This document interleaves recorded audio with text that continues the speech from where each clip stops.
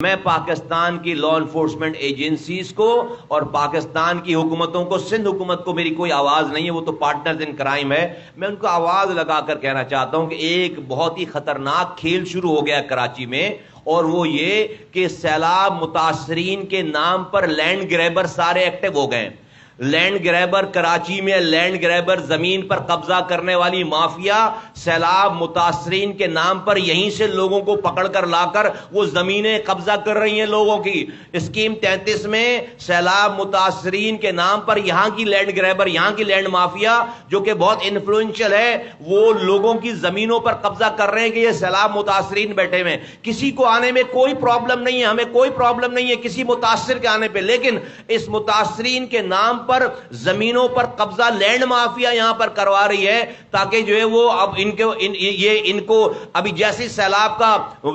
کیا یہ ویدر ختم ہوگا تو یہ زمینیں خالی نہیں ہوں گی پھر،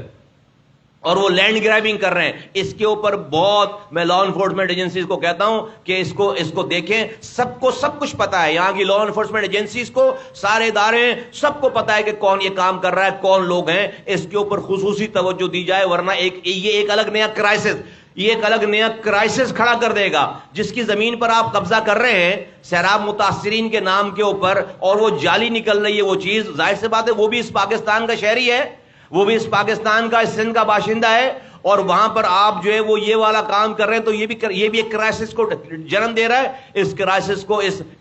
میں کہہ رہا ہوں نا کہ یہ کرائسس بہت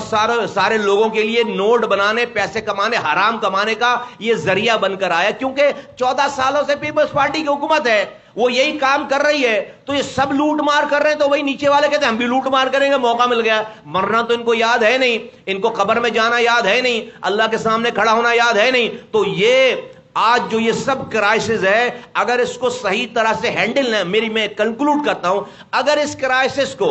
صحیح طریقے سے ہینڈل نہ کیا گیا تو خدا نہ خواستہ یہ جو ڈس انفرنچائزمنٹ ہے لوگوں کے دلوں میں، یہ پاکستان کی تباہی اور بربادی کا سامان لے کر خدا نہ خواستہ نہ آئے۔